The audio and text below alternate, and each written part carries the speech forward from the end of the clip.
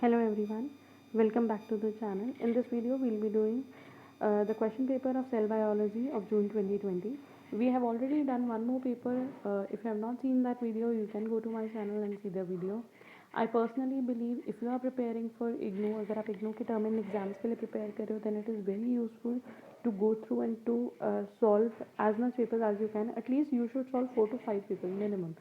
आपकी अगर रिविजन आपने सिलेबस पूरा कर लिया then also it is very useful.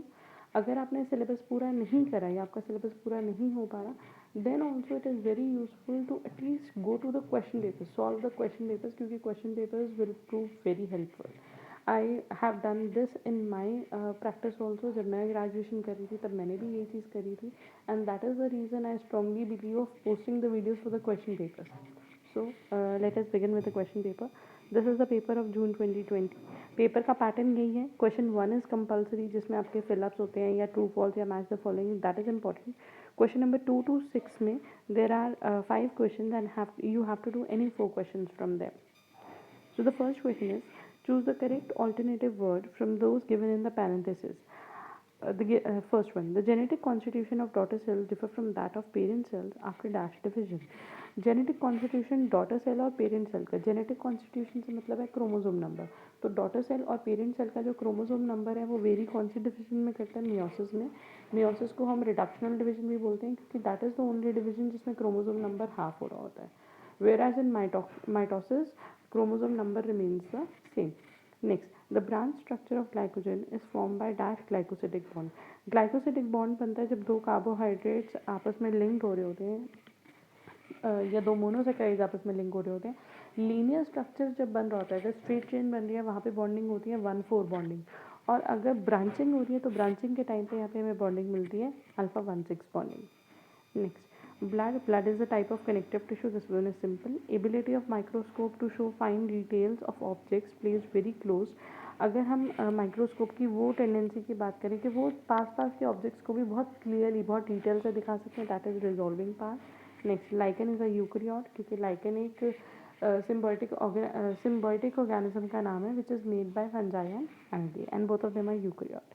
Match the terms. Chloroplast की अगर हम बात करें तो क्लोरोप्लास्ट है semi autonomous ऑर्गेनेले.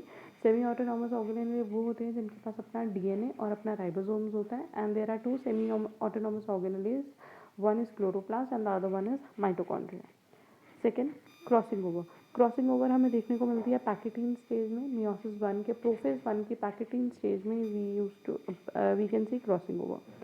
Plasmodesmata communication channels होते हैं सेल्स के बीच में.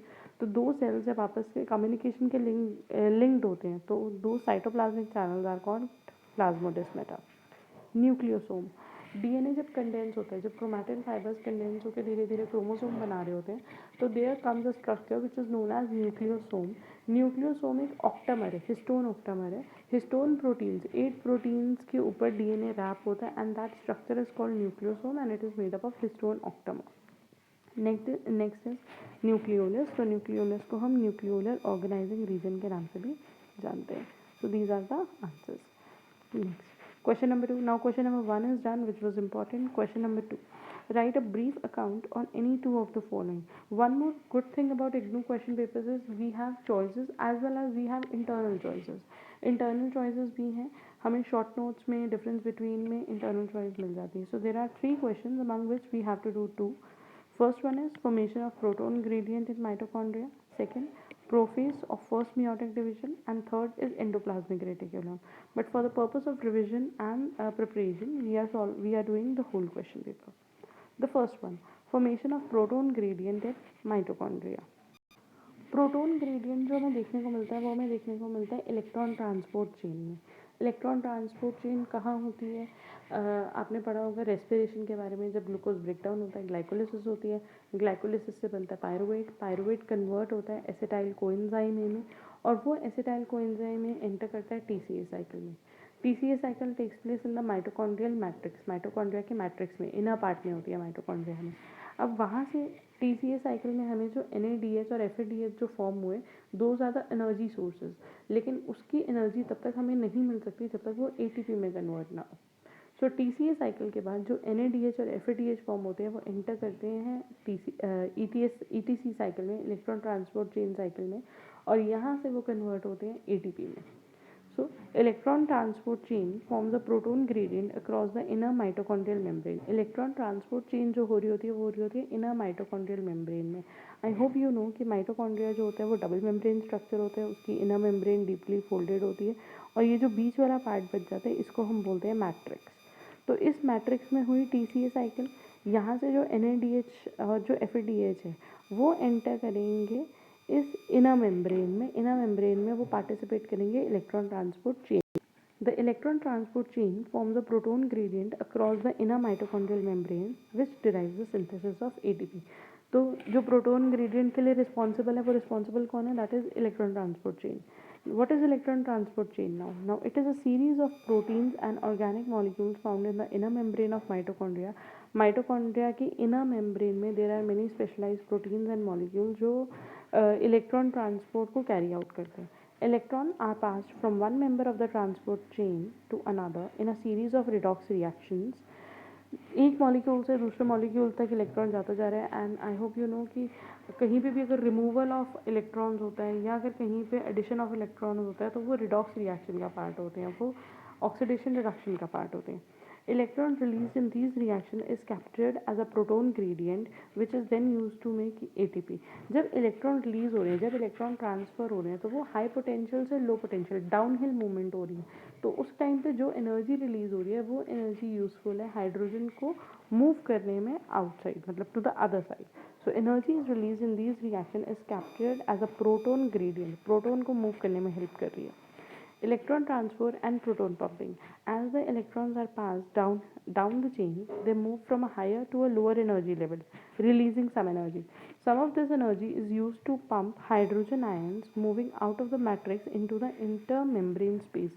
तो ये क्या कर रहे हैं? अब NADH ब्रेक डाउन हुआ है, NADH ब्रेक डाउन होके जो उसने इलेक्ट्रॉन लूज करे और हाइड्रोजन अलग हो गया. जो इलेक्ट्रॉन थे वो एंटर कर जाएंगे इलेक्ट्रॉन ट्रांसपोर्ट चेन में. अब मैट्रिक्स में जो हाइड्रोजन इकट्ठे होते जा रहे हैं वो मूव कर जाएंगे इंटर मेम्ब्रेन स्पेस में, और जिसकी वजह से प्रोटोन ग्रेडियंट डेवलप हो जाएगा. You can see at the diagram, take a look at the diagram and then you can see. यहाँ पे अगर अब देयर आर टू डायग्राम्स, पहले हम टॉप वाली डायग्राम देखते हैं. बाहर साइटोप्लाज्म है, this is outer membrane, this is inner membrane, और ये है बीच का इंटर मेम्ब्रेन स्पेस. और ये जो पार्ट है यहाँ पे है, दिस इज मैट्रिक्स. सो ये मैट्रिक्स, ये इंटरमेम्ब्रेन स्पेस, साइटोप्लाज्म. मैट्रिक्स में TCA साइकिल हुआ, TCA साइकिल से NADH FADH बने. अब ये NADH क्या करेगा? ये चेंज हो जाएगा NAD प्लस में, ये ऑक्सीडाइज हो जाएगा, ये भी FAD प्लस में ऑक्सीडाइज हो जाएगा. यहाँ से जो इलेक्ट्रॉन रिलीज हुए, ये जो इलेक्ट्रॉन रिलीज हो रहे हैं ये इलेक्ट्रॉन एंटर कर जाते हैं ETS साइकिल में, इलेक्ट्रॉन ट्रांसपोर्ट चेन साइकिल में, ETC साइकिल में ये एंटर कर जाते हैं, इलेक्ट्रॉन ट्रांसपोर्ट होने शुरू करते हैं. अब क्योंकि ये जो इलेक्ट्रॉन्स की जो मूवमेंट हो रही है, ये इलेक्ट्रॉन्स की मूवमेंट हो रही है डाउन द हिल, तो इस डाउन द हिल मूवमेंट की वजह से कुछ एनर्जी रिलीज हो रही है. तो यहाँ पे जो हाइड्रोजन रिलीज हुआ था, ये जो हाइड्रोजन था, ये हाइड्रोजन मूव कर जाएगा towards the inter membrane space, और जिसकी वजह से एक प्रोटोन ग्रेडियंट फॉर्म हो जाएगा. The same thing is can be seen in the diagram which is given at the bottom. This is outer membrane, this is inner membrane. Inner membrane के अंदर special proteins होते हैं जो electron transport chain को conduct करने में help करते हैं. यू कैन सी ऊपर भी दिखाया हुआ है, नीचे भी दिखाया हुआ है. सिट्रिक एसिड साइकिल हो रहा है, TCA साइकिल. TCA साइकिल में NADH बना, TCA साइकिल में FADH2 बना. NADH ऑक्सीडाइज हो जाएगा NAD और हाइड्रोजन आयन में. नाउ इसने इलेक्ट्रॉन लूज कर दिए, वो इलेक्ट्रॉन तो एंटर कर गए ETC साइकिल में, वो इलेक्ट्रॉन एंटर कर गए इलेक्ट्रॉन ट्रांसपोर्ट चेन में, और यहाँ से जो हाइड्रोजन था ये हाइड्रोजन मूव कर जाएगा इंटरमेम्ब्रेन स्पेस में.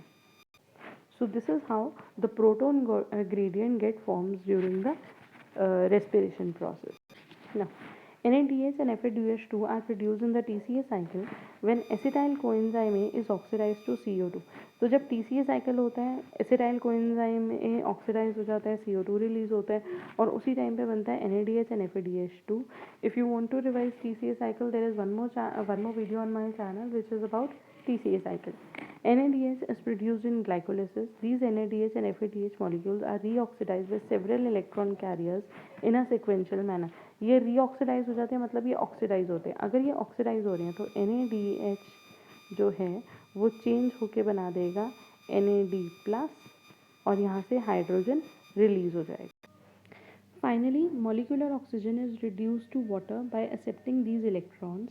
This electron transfer process is an energy liberating process and is coupled to the formation of proton gradient. That means हमने अभी तक देखा कि NADH और FADH से जो हाइड्रोजन वो ऑक्सीडाइज हो रहे थे, जिसकी वजह से लॉस ऑफ इलेक्ट्रॉन्स हो रहा था, मतलब इलेक्ट्रॉन्स रिलीज हो रहे थे और हाइड्रोजन रिलीज हो रहा था.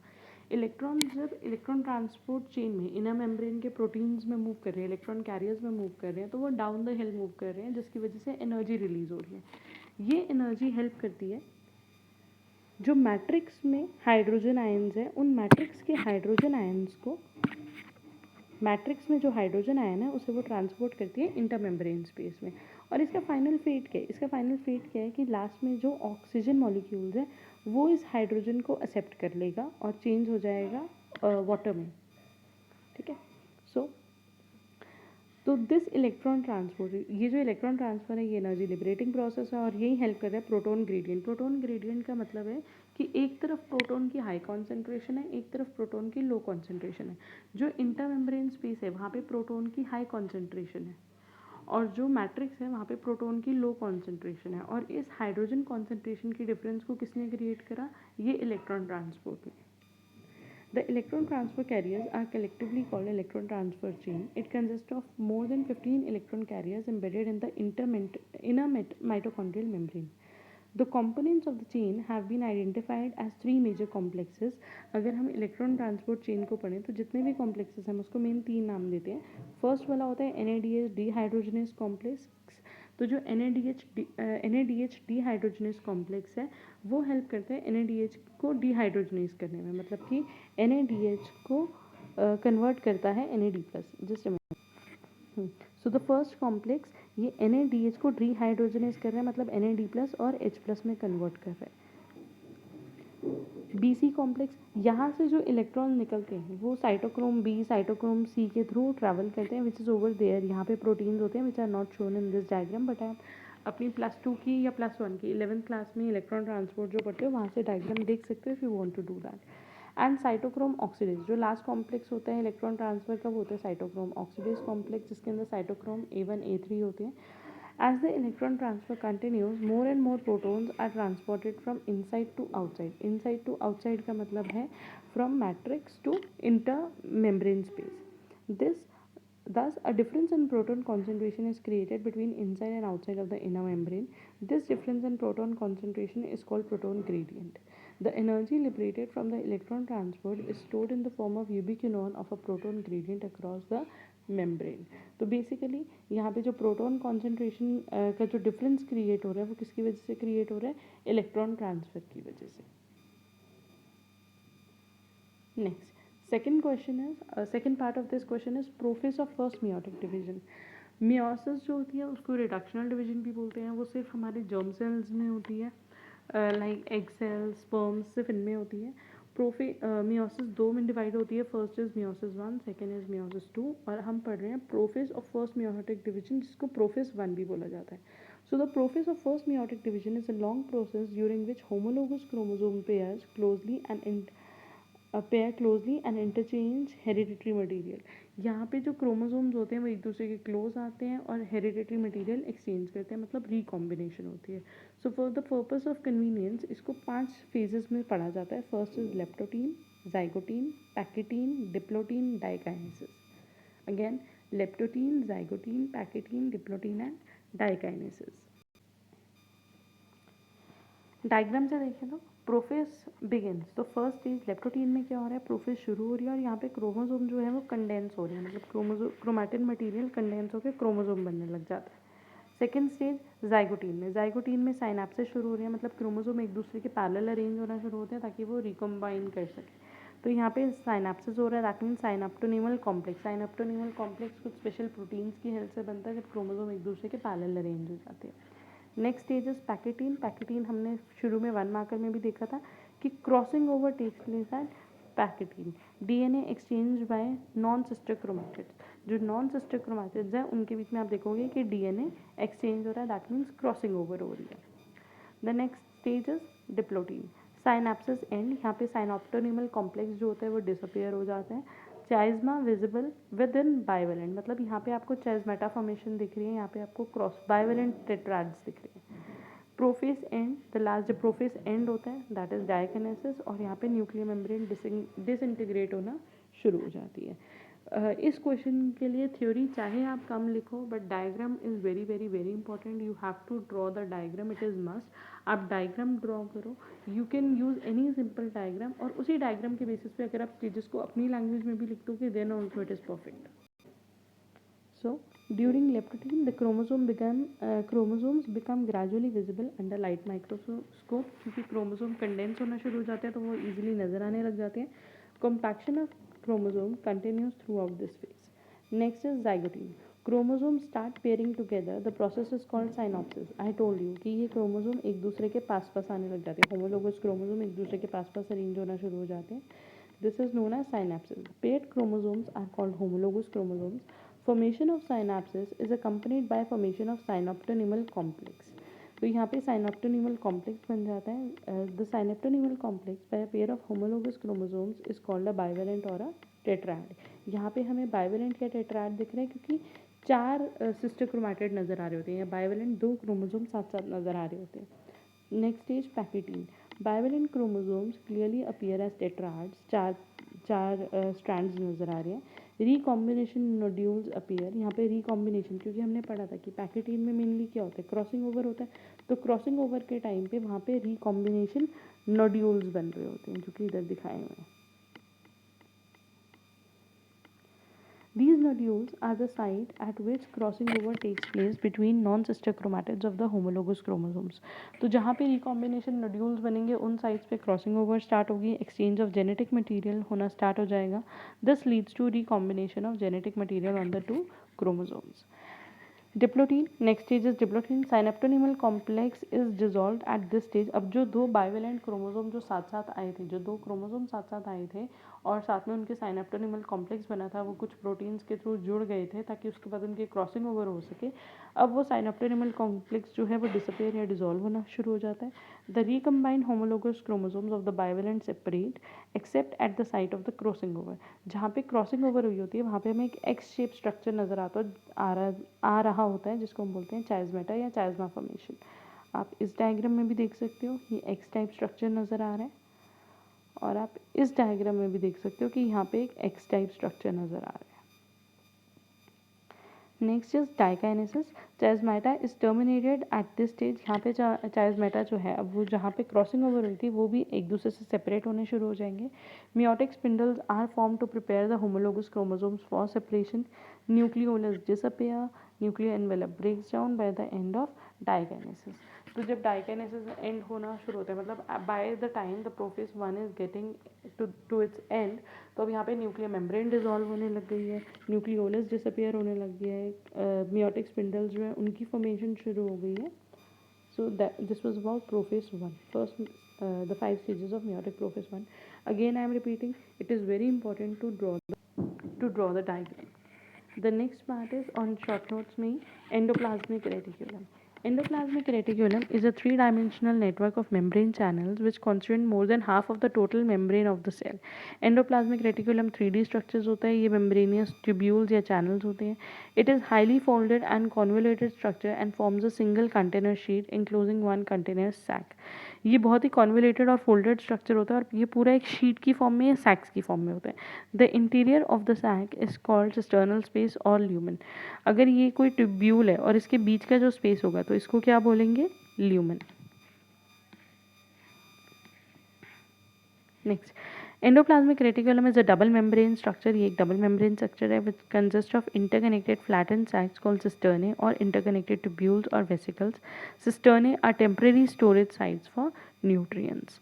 सो ईआर एक डबल मेम्ब्रेन स्ट्रक्चर है, ये सेल के अंदर बेसिकली ट्रांसपोर्ट का काम करता है. ये पूरे सेल में कॉन्स्टिट्यूट कर रहा होता है. It is a 3D structure और ये जो बना होता है, ये बना होता है कंटिन्यूस सैक से, कंटिन्यूस शीट से.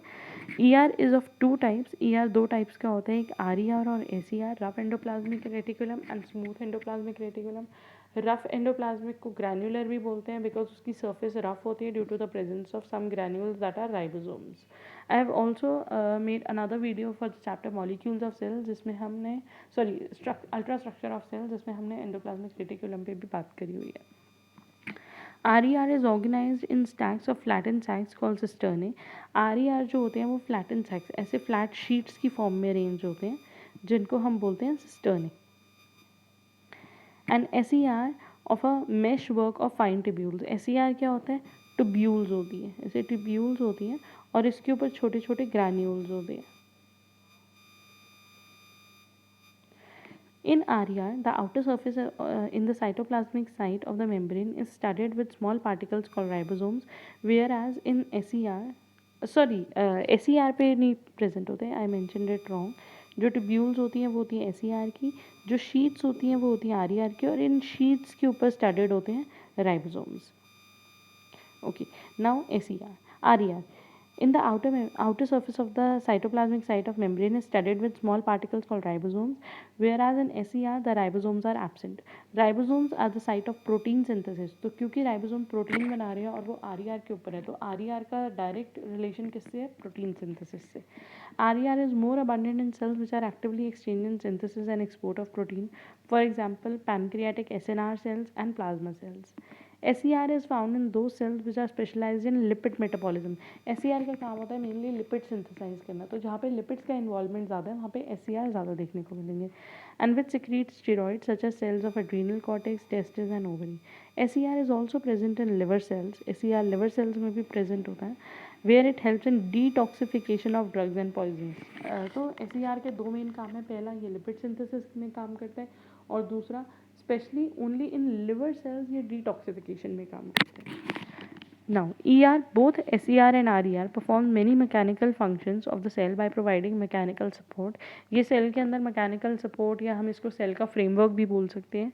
Large surface area of ER helps in exchange of material across the membrane by diffusion and active transport.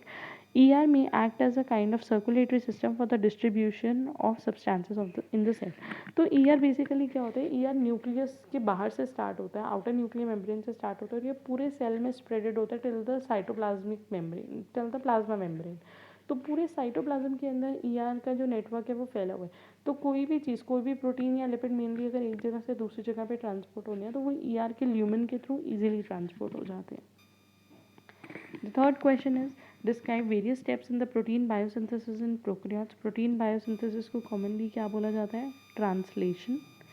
और ये सेंट्रल डॉग्मा का लास्ट स्टेप है. आपको पता होगा सेंट्रल डॉग्मा में डीएनए अपने आप को रेप्लिकेट कर सकता है. उसके अलावा डीएनए से बनता है RNA, that is transcription. RNA से बनते हैं protein, that is translation. So there is another video about this topic. The whole video is there for protein biosynthesis in prokaryotes only. So I'm mentioning the link in the description. The next question. Differentiate between any of the two following. The first one is ion exchange and affinity chromatography. So the first one is ion exchange and affinity chromatography.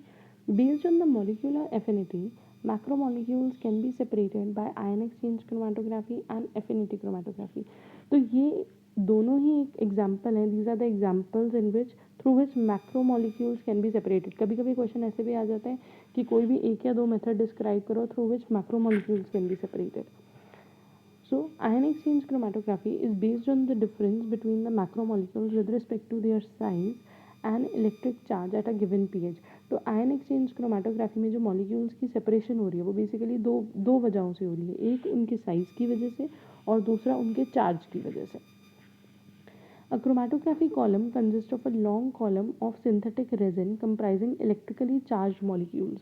तो एक column लेते हैं, उसके अंदर हम पूरा resin fill कर देते हैं, लेकिन ये रेजिन जो होता है ये रेजिन न्यूट्रल नहीं होता, ये रेजिन चार्ज्ड रेजिन होता है.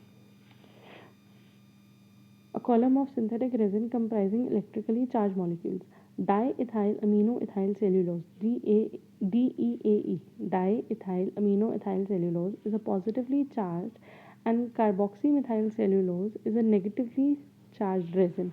तो अगर हमें रेजिन को पॉजिटिवली चार्ज बनाना है तो हमें उसमें ऐड करना होगा DEAE, और अगर हमें उसको नेगेटिवली चार्ज बनाना है तो हमें उसमें ऐड करना होगा CMC. You have to remember this. Positively charge resin पे पॉजिटिव चार्ज किसकी वजह से होता है, DEAE की वजह से, और नेगेटिवली चार्ज जो होता है वो नेगेटिवली चार्ज रेजिन किसकी वजह से होता है, CMC की वजह से, कार्बोक्सी मिथाइल सेलुलोज की वजह से। At pH 7 when a protein mixture is passed through DEAE column, मतलब कि अगर वो पॉजिटिवली चार्ज रेजिन में से पास कर रहे हैं, तो अगर यहाँ पे रेजिन के ऊपर पॉजिटिव चार्ज है तो ऑब्वियसली व्हाट विल हैपन, जितने भी नेगेटिव चार्ज मॉलिक्यूल्स हैं वो सारे इससे स्टिक हो जाएंगे और नीचे मूव करते करते निकलेगा कौन, सिर्फ पॉजिटिवली चार्ज मॉलिक्यूल्स। तो यहाँ पे आयन एक्सचेंज इसको इसीलिए बोला जा रहा है क्योंकि अगर पॉजिटिव था तो पॉजिटिव ने नेगेटिव को बाइंड कर दिया, तो अब कौन से वाले पॉजिटिव निकल रहे हैं, जो कि उस सोल्यूशन में उस प्रोटीन में प्रेजेंट थे। Again when a protein mixture is pass through DEAE column, अगर प्रोटीन पॉजिटिव रेजन से पास कर रहा है तो नेगेटिव मॉलिक्यूल्स जो है will strongly bind and positive molecules या फिर uncharged molecules are eluted out, will be removed out. Similarly अगर हमने CMC मूव करें, CMC मतलब अगर हमने नेगेटिवली चार्ज रेजिन यूज़ करें तो पॉजिटिव चार्ज मॉलिक्यूल्स जो हैं वो उससे स्टिक हो जाएंगे और सिर्फ नेगेटिवली चार्ज मॉलिक्यूल्स जो है वो बाहर आएंगे। हेयर इज़ अ डायग्राम, इस टाइप का ग्लास कॉलम होता है जिसमें रेजिन फिल करते हैं और ऊपर से मैक्रो मॉलिक्यूल्स का बफर ऐड करते हैं। अगर ये रेजिन पहले से पॉजिटिवली चार्ज है तो यहाँ पे नेगेटिवली चार्ज मॉलिक्यूल स्टिक हो जाएंगे इसके साथ, और रिलीज क्या होगा, सिर्फ पॉजिटिवली चार्ज मॉलिक्यूल्स, या फिर ये जो ट्राइंगल से शो करा हुआ है ट्राइंगल्स एंड अनचार्ज मॉलिक्यूल्स। उसी तरह अगर हमने जो बफर लिया है वो बफर वो नेगेटिवली चार्ज होता तो यहाँ पे आयन्स रह जाते पॉजिटिव, और जो रिलीज होते वो कौन से होते, नेगेटिव। सो एक बार इसको दोबारा देखते हैं इस डायग्राम को।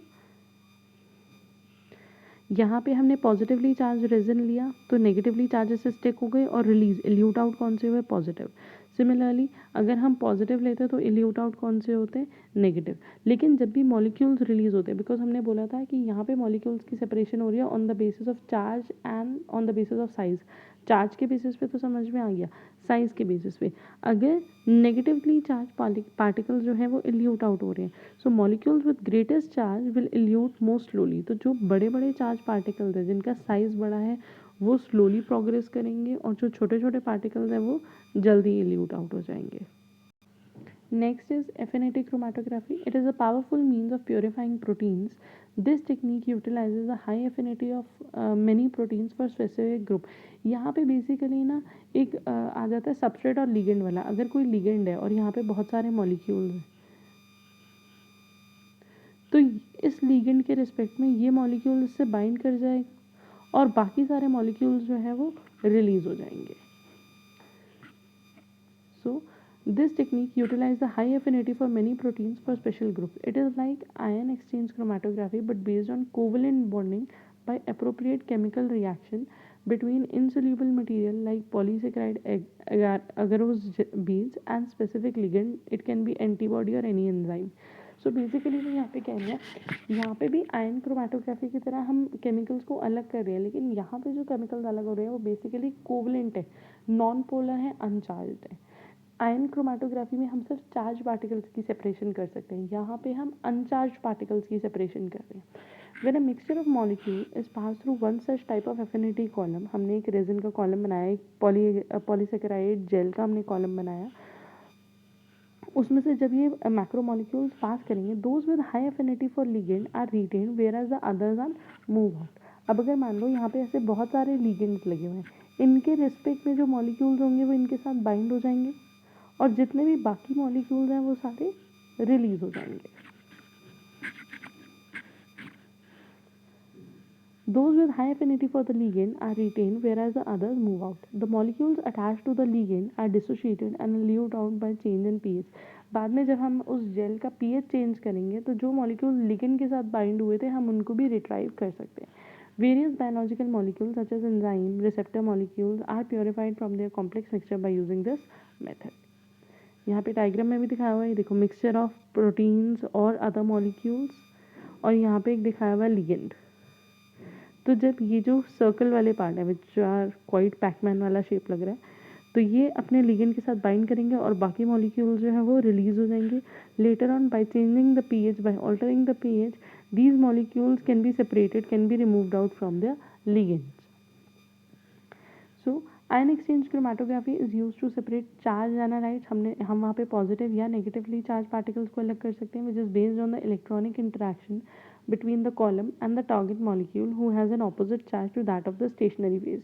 तो यहाँ पे जो भी हमने स्टेशनरी फेज मतलब जो हमने रेजिन के अंदर चार्ज रखा है उसके ऑपोजिट चार्जेस जो है वो उसके साथ बाइंड कर जाएंगे, अट्रैक्ट कर जाएंगे और बाकी पार्टिकल निकल जाएंगे. However, for affinity chromatography, it proceeds because target molecules, whether charged or not, have a high affinity for stationary phase. यहाँ पे चार्ज या अनचार्ज इंपॉर्टेंट नहीं है, यहाँ पे हम स्पेसिफिक इंटरेक्शंस देख रहे होते हैं जैसे एंटीजन एंटीबॉडी की, एंजाइम सबस्ट्रेट की. तो यहाँ पे लिगेंड के साथ जो बाइंड करेगा वो वहीं पे स्टिक हो जाएगा. Affinity chromatography separate proteins on the basis of interaction between a protein with its specific ligand, whereas ion exchange chromatography separate ions and polar molecules based on their affinity to the ion exchanger. The two types of ion chromatography are anion exchange और cation exchange. वो depend करता है कि हम resin negative charge use कर रहे हैं या पॉजिटिव चार्ज यूज़ कर रहे हैं. The next difference is we have to difference between mRNA and tRNA. mRNA होता है मैसेंजर RNA, tRNA होता है ट्रांसफर RNA. अगर आप इसका डायग्राम देखो तो tRNA क्लोवर लीफ शेप का होता है, इस टाइप का होता है जिसमें अलग अलग लूप्स होते हैं, D loop, anticodon loop and T loop. और अगर हम बात करते हैं mRNA की तो mRNA का स्ट्रक्चर लीनियर स्ट्रक्चर होता है, ये लीनियर स्ट्रक्चर होता है. तो जब ट्रांसक्रिप्शन होती है डीएनए से जो आरएनए बनता है वो आफ्टर सर्टेन प्रोसेसिंग स्प्लाइसिंग वगैरह के बाद जो फाइनल आरएनए हमें मिलता है वो लीनियर आरएनए होता है and that is mRNA. So messenger RNA. mRNA is formed by transcription process from DNA. DNA से जब RNA बनता है तो वो mRNA होता है.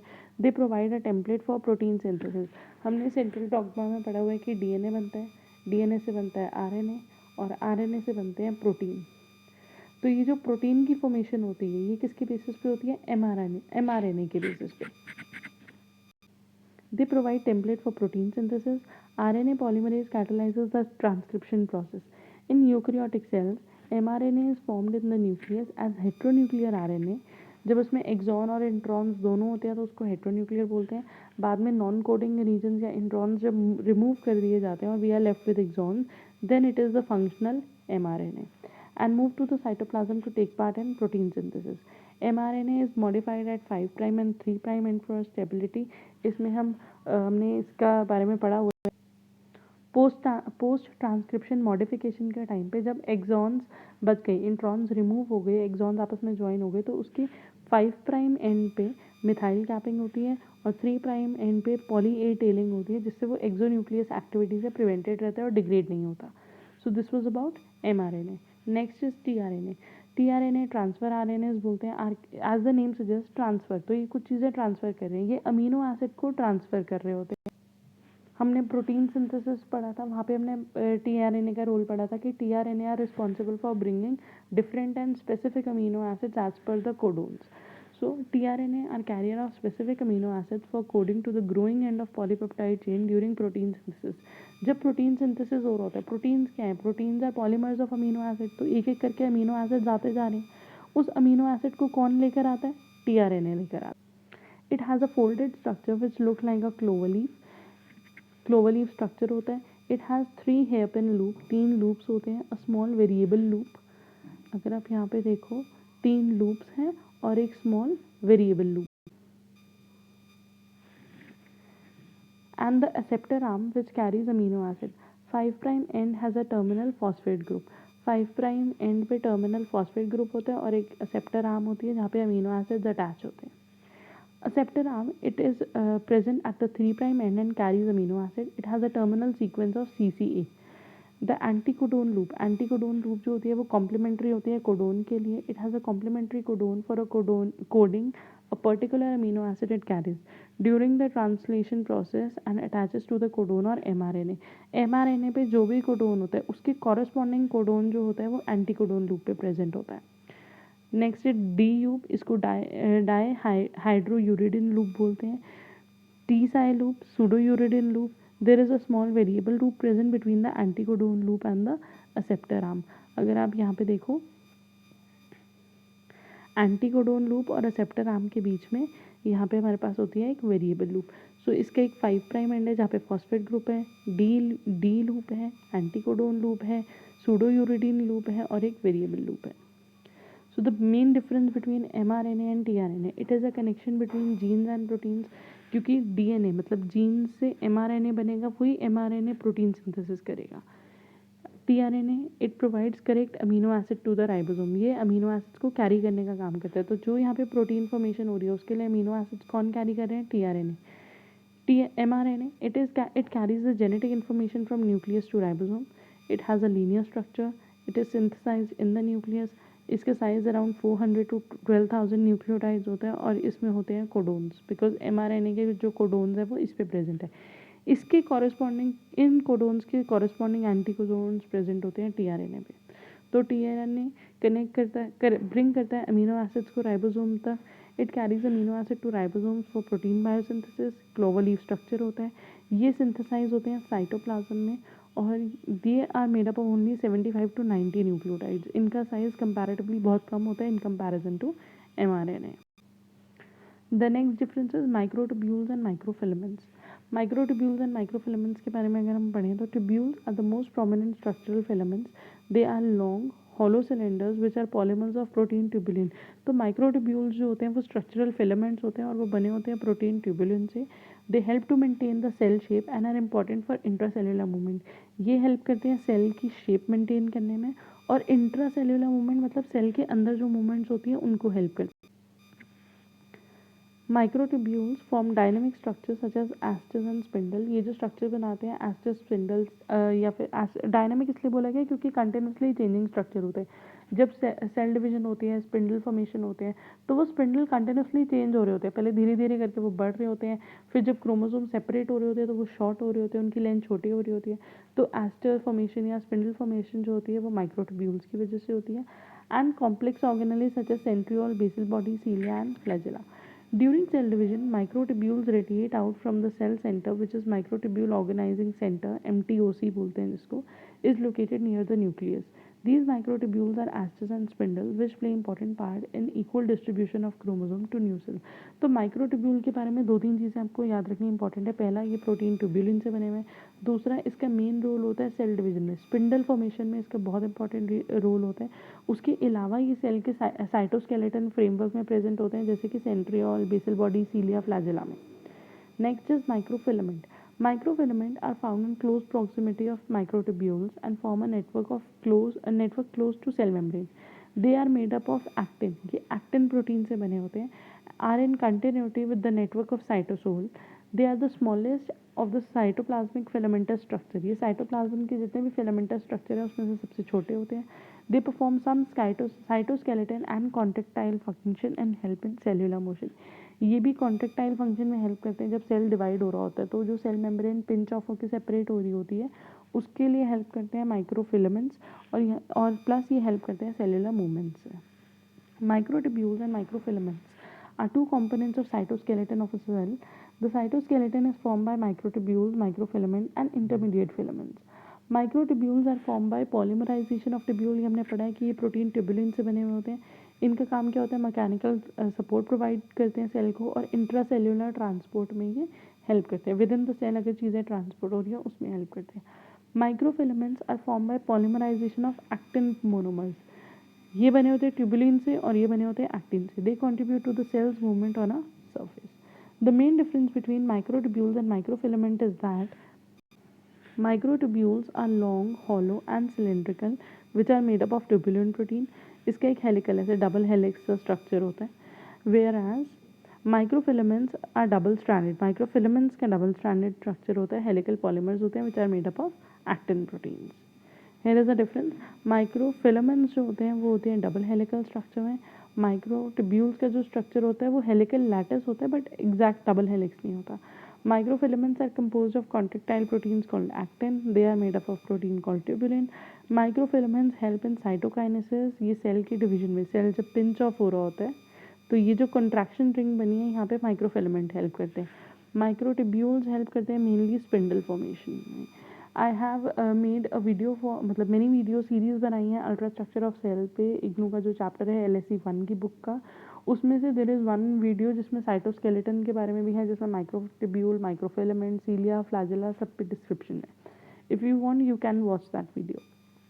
Next question is need diagrams of any two ultrastructure of mitochondria या सेल मेम्ब्रेन का स्ट्रक्चर या फिर connective tissue in animals, you can refer the book for the diagrams, please. Next, explain Krebs cycle या TCA cycle. I have explained detailed TCA cycle in a separate video. I will mention a link in the description. If you want, you can go and watch that video. I hope this question paper helped you. Maybe it was easy for you, maybe it was difficult for you. But according to me, अगर आपको इग्नू के exam के लिए prepare करना है, then it is very important to go through the question paper. It will make your journey, it will make your progress easier. Thanks for watching the video. Hope you find it useful. If you have any suggestion, any comments or any queries, please mention in the comment box. Thank you.